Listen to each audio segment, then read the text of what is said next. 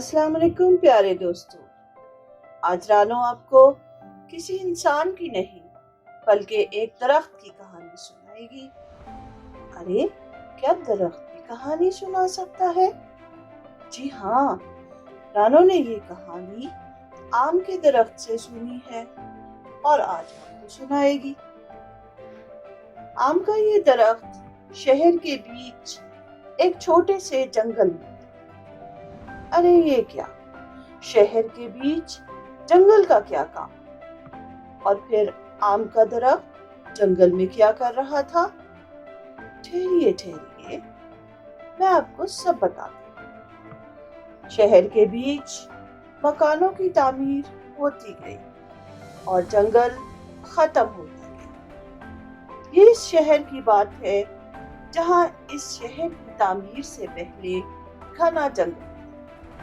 इस जंगल में जंगली जानवर खुशी खुशी रहते थे। ना सिर्फ जानवर बल्कि परिंदे और हशरात भी इस जंगल में रहा करते थे। परिंदों ने घने दरख्तों पर बेशुमार घोंसले बना रखे थे। हर तरफ खुशहाली थी। फिर किसी को ख्याल आया कि यहाँ पहाड़ों के दामन में एक जदीद शहर बसाया था। लोग यहाँ बहुत खुशी से आकर आबाद हुए क्योंकि ये बहुत ही खूबसूरत जगह थी और मौसम भी शानदार था। गर्मियों का मौसम ऐसे गुजरता था जैसे बहार का मौसम। हाँ, सर्दी काफी होती थी लेकिन बर्फबारी नहीं होती थी, इसलिए ये इलाका रिहाइश के लिए बेहतरीन था। आगाज में शहर बसाते हुए कुदरती खूबसूरती को बचाने की बहुत कोशिश की गई। जगह जगह कुदरती हुस्न के नज़ारों को छोड़ दिया गया ताकि शहर में बसने वाले इनसे लुत्फ हासिल कर सके। लेकिन फिर शहर इतनी तेजी से फैला कि कुदरती माहौल नापैद हो गया। बुलंदोबाला इमारत बनने लगी, बड़ी बड़ी सड़कें बनी और फिर सड़कों का जाल बिछ गया और हर तरह के जराए आमदोरफ्त का इस्तेमाल होने लगा। रफ्ता रफ्ता मिलें और फैक्ट्रियां और बहुत से दफातर बन गए। जिक्र हो रहा था एक छोटे से जंगल के टुकड़े का। जी हाँ, ये टुकड़ा अभी तक महफूज रहा था। पास की आबादी से बच्चे और नौजवान यहाँ आकर बैठते, मजा लेते और खाते पीते। ऐसे ही एक बच्चे ने आम खाकर गुठली यहाँ फेंक दी। जमीन जरखेज थी और फिर अल्लाह की रहमत यानी कि बारिश अक्सर बरसती। जल्द ही गुठली से नन्हा पौधा निकला। यहाँ आने वाले बच्चे इसे देखकर बहुत खुश हुए। उन्होंने इसकी हिफाजत की और कुछ अरसे में ये नन्हे पौधे से आम का दरख्त बन गया। जो आपको मालूम कि आम का दरख्त जल्दी फल नहीं देता, इसे जवान होने में 4 से 5 साल लग जाते। जमीन की जरखेजी और बारानी रहमत ने इसे जल्द बड़ा कर दिया। वो साल बच्चों की खुशी की इंतहा का साल था, जिस साल इस दरख्त पर आम लगे और उन्होंने तोड़कर खाए। बच्चों ने इनके बड़े होने का इंतजार किया और फिर सब ने मिलकर यहाँ मैंगो पार्टी। आम का ये दरख्त बड़ा होता गया और इसकी शाखें फैलती गई। बहुत से परिंदों ने यहाँ घोंसले बना लिए। अब कुदरती म्यूजिक भी बजने लगा। जी हाँ, खूबसूरत परिंदों का चहचहाना किसी खूबसूरत म्यूजिक से क्या कम था। पहले से भी ज्यादा लोग यहाँ आने लगे। आम का दरख्त अपने आसपास रौनक देखकर बहुत खुश होता था। उसे अच्छा लगता था کہ لوگ اس سے سایہ حاصل کرتے ہیں، خصوصاً جب کوئی غریب مزدور تھک ہار کر آرام کرنے اس کے نیچے آ کر بیٹھتا تو اسے بہت خوشی ہوتی۔ بہت سے بچے تو اس کے دوست بن گئے تھے۔ کوئی بچہ نہ آتا تو آم کا درخت اس کے لیے اداس ہو جاتا، اور جب اسے پتہ چلتا کہ اس کا کوئی دوست بیمار ہے تو وہ اس کے لیے دعا بھی کرتا۔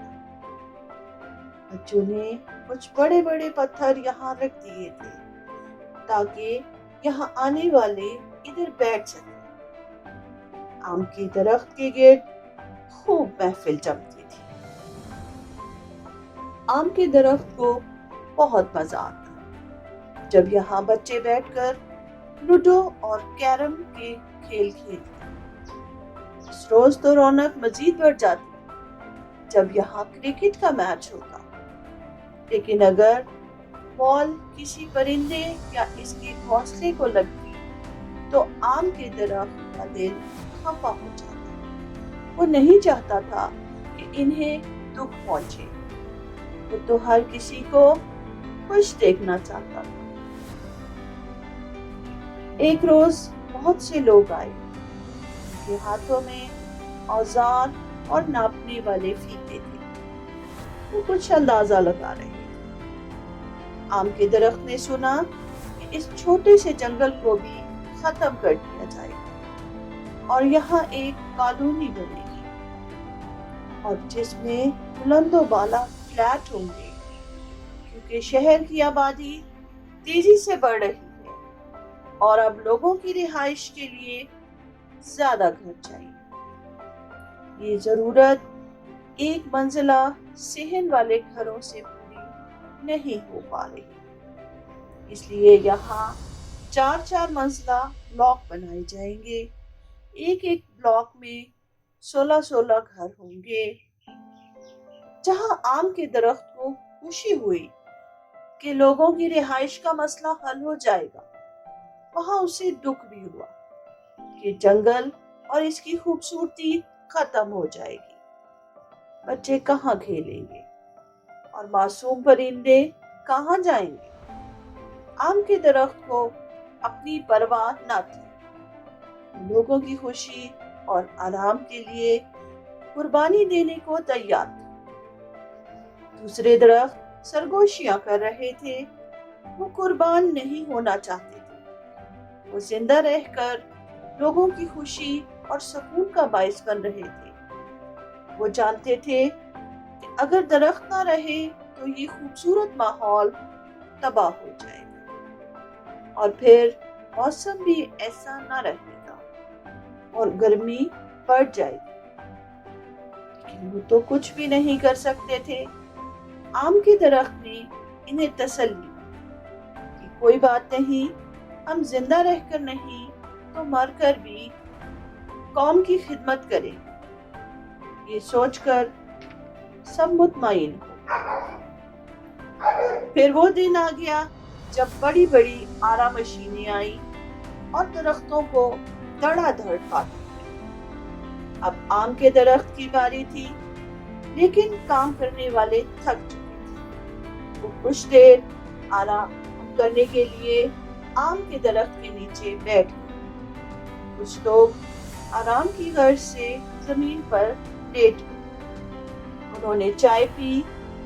آم کے درخت کو لگا کہ شاید یہ لوگ اس کی اہمیت کو جان گئے ہیں اور اب شاید اس کی جان بچ جائے گی اور اس کے دوست پرندوں کے گھر بچ جائیں گے۔ لیکن یہ صرف اس کا خیال تھا۔ جلد ہی مشینیں اسے کاٹنے کے لیے تیار تھی۔ جیسے ہی آرا آم کے درخت سے ٹکرایا، اس کے منہ سے چیخ نکلی، لیکن اس نے اپنی آواز دبا لی اور آنکھیں بند کر دی۔ وہ صبر سے برداشت کر رہا تھا۔ اسے پرندوں کی چیخو پکار سنائی دے رہی تھی۔ بڑے پرندے تو اڑ گئے، لیکن چھوٹے بچے اڑ نہ سکتے تھے۔ جیسے ہی آم کا درخت گرا، کئی انڈے ٹوٹ گئے اور پرندوں کے کئی بچے مارے گئے۔ آم کا درخت گر چکا تھا۔ اسے گرانے سے پہلے رسی باندھ دی گئی تھی تاکہ اسے مطلوبہ سمت گرایا جا سکے، تاکہ کاٹنے والوں میں سے کسی کو نقصان نہ ہو۔ آم کے درخت کی شاخیں کٹنے لگی۔ جلد ہی وہ لکڑیوں کا ڈھیر تھا۔ آم کا بڑا تنا زیادہ نہ کاٹا گیا تاکہ اسے استعمال میں لایا جا سکے۔ اسے اٹھانا مشکل کام تھا۔ ایسے کئی اور تنے تھے۔ ان کے لیے بڑے بڑے ٹرک آئے اور پھر کرین آئی اور بڑی مشکل سے انہیں اٹھا کر ٹرک میں ڈال دیا گیا۔ چھوٹی شاخیں چھوٹی گاڑیوں میں لوڈ ہوئی اور ہمارا سفر شروع ہوا۔ ہمیں معلوم نہ تھا کہ ہمیں کہاں لے جایا جا رہا ہے۔ یہ آم کا درخت کہہ رہا ہے۔ آم کے درخت کے دل میں بچوں کا خیال آیا۔ اس نے سوچا کہ بچے آج بھی آئے ہوں گے اور انہیں میرے کٹ جانے کا دکھ ضرور ہوا ہوگا۔ ارے پیارے بچے تو اداس ہو گئے۔ اداس نہ ہو۔ جب کبھی آپ سنیں کہ کوئی درخت کٹ گیا ہے، اس کی جگہ 2 درخت نئے لگا دیں۔ اس کے علاوہ اپنے آس پاس پھول پودے بھی لگاتے رہیں تاکہ ماحول صاف رہے اور خوبصورتی بھی قائم رہے۔ جی ہاں پیارے بچوں، یہ آپ کا فرض ہے کہ نئے درخت لگائیں اور ان کی حفاظت بھی کریں۔ اب آتے ہیں آم کے درخت کی طرف۔ اس کا سفر 2 روز جاری رہا۔ کبھی رکتے اور کبھی چل پڑتے اور پھر انہیں ایک بڑے دروازے سے گزارا گیا۔ کافی بڑا علاقہ تھا۔ یہاں ایک بڑی مشین لگی تھی جو بڑے بڑے تنوں کو چند لمحوں میں لکڑی کے ٹکڑوں میں بدل رہی تھی۔ آم کے درخت کو لگا کہ پھر سے کرین آئے گی اور اسے بحفاظت ٹرک سے اتارا جائے گا۔ لیکن یہ کیا؟ ٹرک تو اوپر اٹھ رہا تھا اور پھر آم کا تنا پھسلتا ہوا زمین پر پٹ کھا گیا۔ آم کو تھوڑی چوٹ محسوس ہوئی، لیکن اسے اندازہ ہوا کہ وہ کافی مضبوط ہے۔ اس میں کوئی ٹوٹ پھوٹ نہ ہوئی۔ یہاں آم کا درخت کئی ٹکڑوں میں کاٹا گیا۔ اب وہ شاندار لکڑی بن چکا تھا۔ اسے دوسرے درختوں سے جدا رکھا گیا۔ اسے لگا کہ وہ کچھ خاص ہے۔ پھر کچھ لوگ آئے جو خصوصاً آم کی لکڑی خریدنا چاہتے تھے۔ یہاں آم کے درخت کو پتہ چلا کہ آم کی لکڑی مضبوطی میں بہترین ہونے کے ساتھ ساتھ یہ خوبی بھی رکھتی ہے کہ اس کی تراش خراش آسانی سے کی جا سکتی اور اس پر خوبصورت نقش و نگار بن سکتے ہیں۔ آنے والوں نے آم کے درخت یا پھر اس کی لکڑی کو خرید لیا۔ لکڑی کو ٹرک پر لادا گیا اور پھر سے سفر شروع ہوا۔ بڑے گیٹ سے باہر آئے تو سفر کا آغاز ہوا۔ اب آم کا درخت خوش تھا۔ وہ اپنے پچھلے دکھ درد کو بھول چکا تھا۔ 10 گھنٹے کے سفر کے بعد اسے پھر ایک گیٹ سے گزارا گیا۔ اب کی بار وہ بڑے سے بند کمرے میں آ گیا۔ اسے یہاں پٹخا نہیں کیا بلکہ آرام سے اتار کر حفاظت سے رکھا۔ آم کا درخت اپنی اس عزت افزائی پر خوش تھا۔ کچھ روز پڑے رہنے کے بعد کام شروع ہوا۔ تراش خراش شروع ہوئی اور پھر کیل ٹھوکے گئے اور یہ تو کوئی شکل بنائی جا رہی تھی، جیسے کوئی بیٹھنے کی کرسی بنائی جا رہی ہے۔ پھر کچھ دوسرے لوگوں کے پاس بھجوا دیا گیا۔ وہ چھوٹے چھوٹے اوزار لے کر میری طرف بڑھے اور تراش خراش کرنے لگے۔ واہ بھئی، کئی روز کی محنت کے بعد میرے اوپر خوبصورت نقش و نگار اور پھول بوٹے بن چکے تھے۔ آم کا درخت سوچ رہا تھا کہ اب کیا ہوگا۔ کچھ دوسرے لوگ آئے اور انہوں نے اسے پالش کر دیا۔ اب وہ خوب چمک رہا تھا، بالکل نئے فرنیچر جیسی خوشبو آ رہی تھی۔ اب اسے ایک دوسرے کمرے میں لے جایا گیا۔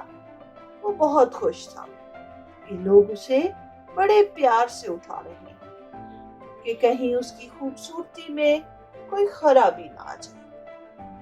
نئے کمرے میں اسے نیا نام ملا۔ اب وہ صوفہ سیٹ بن چکا تھا۔ لوگ کہہ رہے تھے اس صوفہ سیٹ کو احتیاط سے رکھا جائے۔ یہاں اس کی خالی لکڑیوں کو قلت فاخرہ عطا ہو گئی۔ اب وہ بہترین صوفہ سیٹ کی شکل اختیار کر چکا تھا۔ اس کے اوپر پلاسٹک کا کور چڑھایا گیا تاکہ یہ گندا نہ ہو جائے۔ جلد ہی وہ دن آیا کہ اسے بڑی احتیاط سے ایک بڑی گاڑی میں سوار کر کے ایک بڑی مارکیٹ کی ایک بڑی سی دکان میں لایا گیا۔ یہاں بہت سا فرنیچر تھا، لیکن ہمارے صوفہ سیٹ کی شان ہی نہیں۔ لوگ آتے، فرنیچر پسند کرتے اور لے جاتے۔ ہمارا صوفہ سیٹ جو اپنی خوبصورتی میں اپنی مثال آپ بہت سے لوگوں کو پسند آیا، لیکن ان کے دام کچھ زیادہ تھے۔ آخرکار ایک سیاستدان کو ہمارا صوفہ سیٹ بھی پسند آیا اور اس نے دام دے دیے، اور صوفہ سیٹ پھر سے گاڑی میں سوار ہو کر ایک سیاستدان کی ڈرائنگ روم کی زینت بننے ان کے گھر پہنچ گیا۔ صوفہ سیٹ نے ڈرائنگ روم کی رونق بڑھا دی۔ سب ہمارے صوفہ سیٹ کی خصوصی تعریف کر رہے تھے، اور کمرے میں موجود دوسرا فرنیچر جو کہ خود بھی خاصا قیمتی تھا، ہمارے صوفہ سیٹ سے جلن محسوس کر رہا۔ صوفے نے اس کمرے میں پورا 1 سال گزارا۔ کئی سیاستدان اس کمرے میں آئے اور اس پر تشریف فرما ہوئے۔ ایک روز تو پرائم منسٹر صاحب نے بھی اس صوفے کو رونق بخشی۔ 1 سال کے بعد کمرے کا سیٹ اپ بدلا گیا، سارا فرنیچر اور کمرے کا سٹائل بدلا گیا۔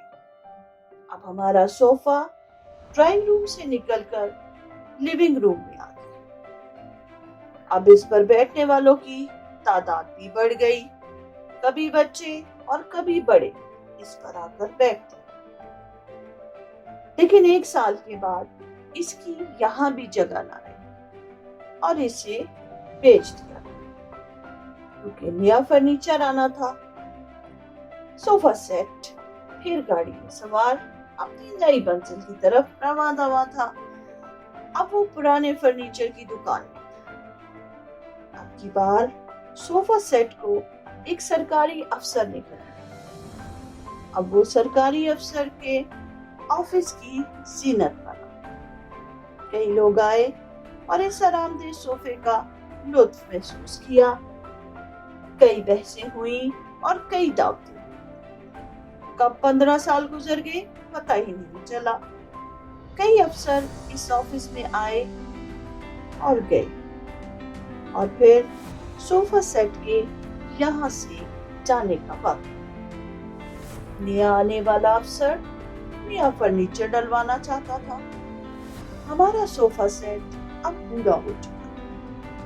ایک بار پھر وہ پرانے فرنیچر کی دکان جہاں اس کا لباس بدلا گیا اور اس پر نئی پالش ہوئی۔ اب وہ پھر سے نیا دکھنے لگا۔ اب اسے ایک ایسی فیملی نے خریدا جو کم خرچ میں اپنے گھر کو خوبصورت بنانا چاہتی۔ ان کا گھر ہمارے صوفہ سیٹ کے آنے سے خاصا حسین ہو گیا۔ وہ اس کی بڑی حفاظت کرتے رہے اور انہوں نے اس کو بڑے پیار سے رکھا، اور یہاں اسے 20 سال کا طویل عرصہ گزر گیا۔ آخر کار یہاں سے بھی رخصت کا وقت آ گیا۔ اب وہ پرانا ہو چکا تھا، اس کا ایک بازو بھی ٹوٹ چکا تھا۔ اگرچہ اسے ٹھیک کروا لیا گیا تھا، مگر پہلے والی بات نہ تھی۔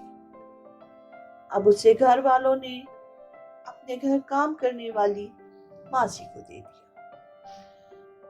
یہاں کوئی 15 لوگ رہتے تھے، جن میں بچے بھی تھے۔ وہ اس پر خوب چلانے لگا تھا اور رات کو کوئی نہ کوئی اس پر سو جاتا۔ اس مشقت نے اسے توڑ کے رکھ دیا، یہاں تک کہ صرف 2 سال گزرنے کے بعد وہ ناکارہ ہو گیا اور اسے اٹھا کر ایک طرف رکھ دیا گیا اور کپڑوں کا انبار اس پر رکھ دیا گیا جو استعمال ہو کر پھر یہاں آ جاتے۔ کچھ عرصے بعد انہیں ایک دوسرا صوفہ مل گیا اور بیچارے ہمارے صوفے کو باہر کھلے میں رکھ دیا، جہاں وہ کئی بار بارش میں نہایا اور اپنے سہانے دن یاد کرتا رہا۔ پھر ایک دن گھر کے لڑکے نے اسے ہتھوڑیاں مار مار کر لکڑیوں کا ڈھیر بنا دیا۔ جی ہاں، اب وہ پھر سے لکڑیوں کا ڈھیر تھا۔ وہ لڑکا اس ڈھیر کو اٹھا کر ایک سڑک پر لے آیا۔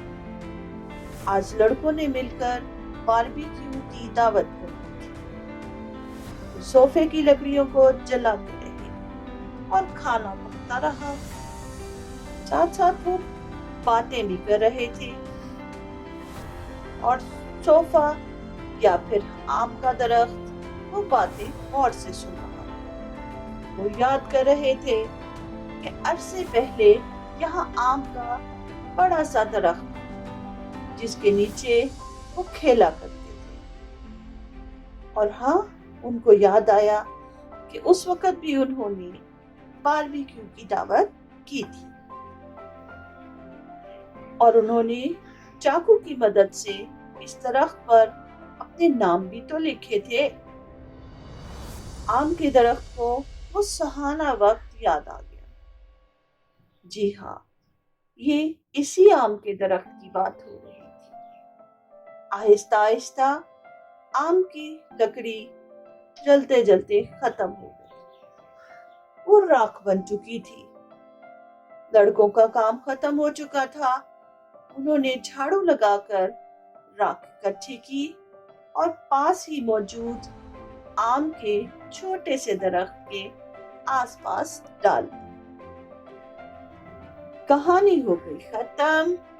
امید ہے کہ آپ کو میری یہ کہانی پسند آئی ہوگی۔ رانو کو دی اجازت، پھر آؤں گی کوئی دوسری کہانی لے کر، کوئی دلچسپ سا واقعہ لے کر۔ اللہ حافظ۔